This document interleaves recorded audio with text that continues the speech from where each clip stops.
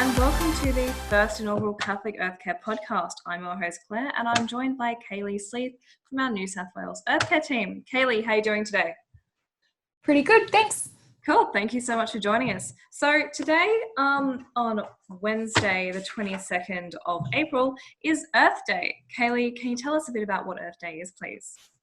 Yeah, so Earth Day is celebrated all around the world in, I think, 193 countries, a lot of countries. So it's a global event where basically people come together to show support for the environmental issues that we're facing, all different nationalities of people to come together and raise awareness because we're all facing the same challenges. Yeah. So really responding to that common cry the earth, cry the poor, the work that we do all together.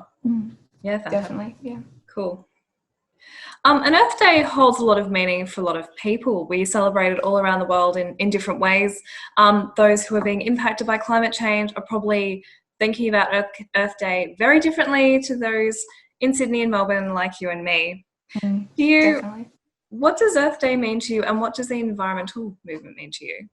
The first time I realised that this was a big problem was only quite recently, maybe a few years ago, when it was for a school project actually, and I was doing a research project for a class, and we had to choose a topic, and one of the options was climate change, and I chose that not because I was particularly passionate about it at the time, but because it just seemed like the most interesting one to research. Throughout my research, I came to the study that was done in that year, 2018, by the UN, where they got a massive group of scientists together and they figured out exactly how long we have to fix climate change and what we have to do.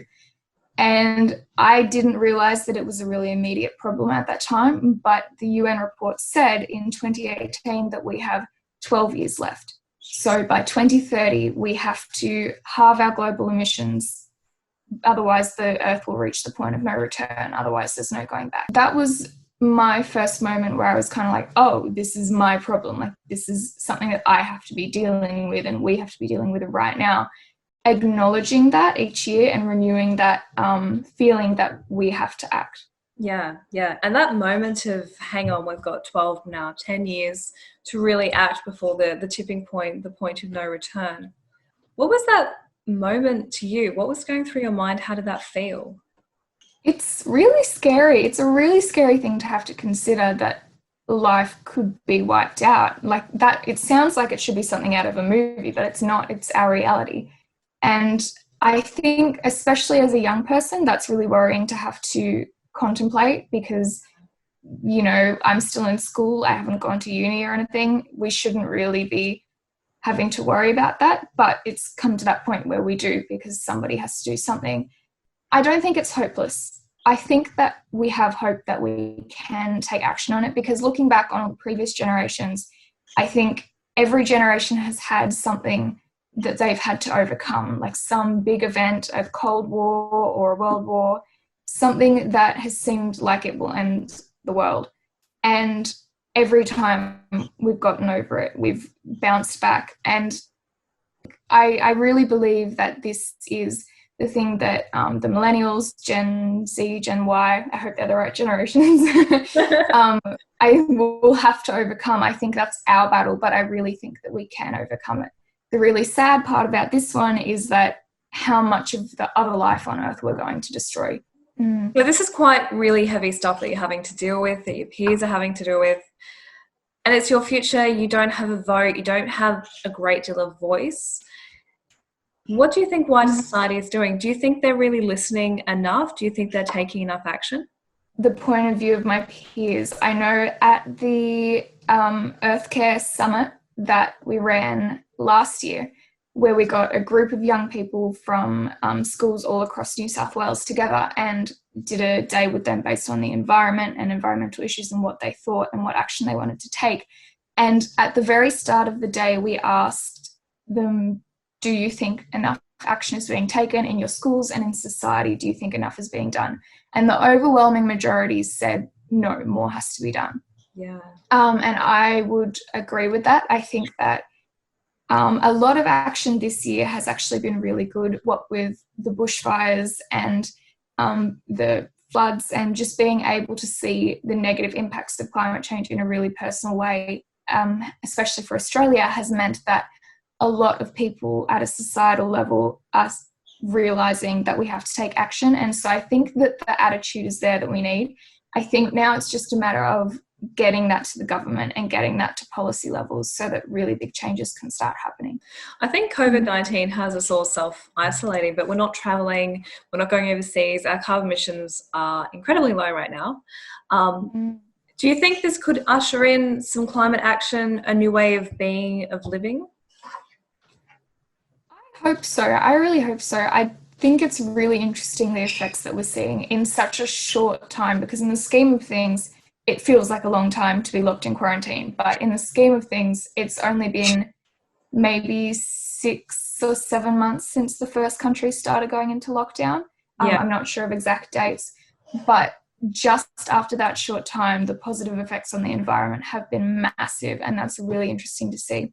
So I really hope that that shows people that we can make a difference. It's not as if anything we do will be useless. We can see really positive effects in a short amount of time with big action.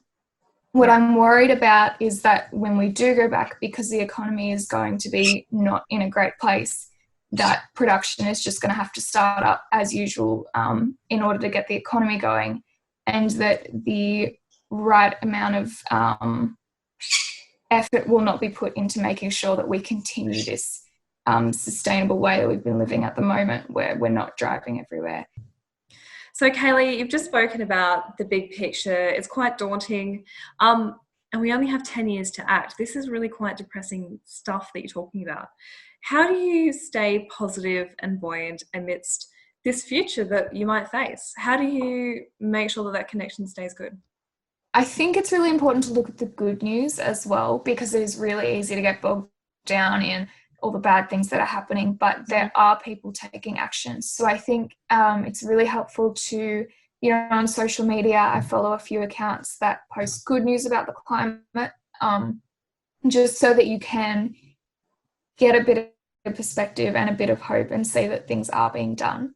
I also find that it really helps me to take action, because I feel like then at least I'm doing my bit and it feels like something's being done.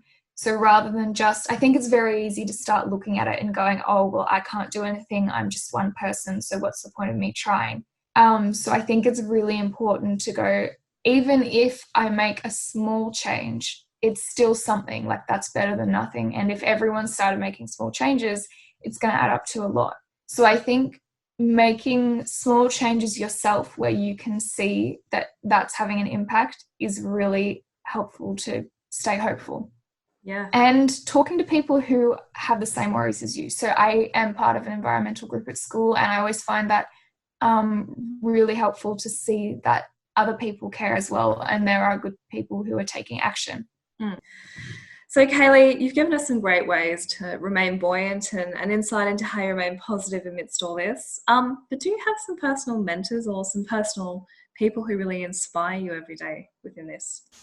So I actually have a teacher at my school who is really passionate about this stuff as well, and who was the one who was teaching me when I did the school project that I realised about the UN report and how immediate the problem. And I remember him saying, he said, if I thought it was hopeless, I would not be here in a classroom with all of you guys running an environmental group. I would be out driving cars or living my life, because if it's hopeless, then why try?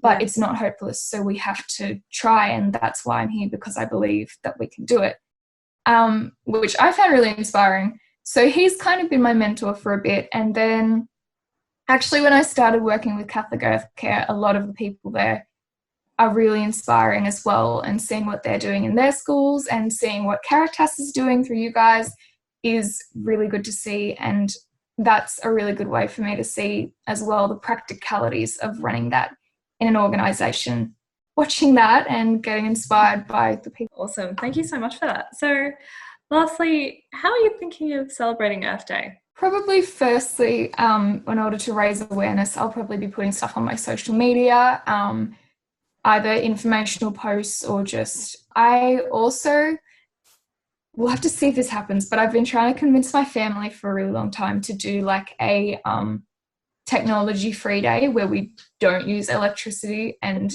it's kind of hard when people are working and stuff, but I think we're all on holidays at the moment, so we should be able to like turn off phones, turn off laptops, turn off lights, just figure out how we would live if we weren't using this electricity. Yeah, awesome. That's so good to hear.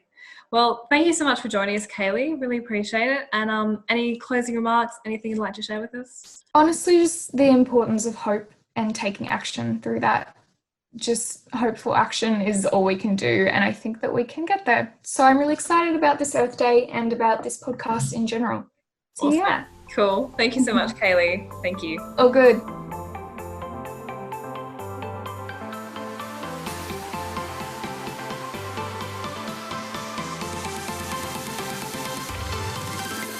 And that was the very first podcast of Catholic Earthcare Australia. Music was audio from EDM Dance Party by Alex Menko, found at alexmenko.net, and our guest was Kayleigh Sleath from New South Wales Earthcare. You can find us on social media. We're there on Instagram, Facebook and Twitter, Youth Catholic Earthcare, and also at Catholic Earthcare Australia. Next episode, we're delving into the model of Catholic Earthcare and how we plan on engaging youth around the country and overseas. In the meantime, stay safe, enjoy the quarantine, don't chill on too much Netflix, and we'll catch you in the next episode. Thanks, take care, bye.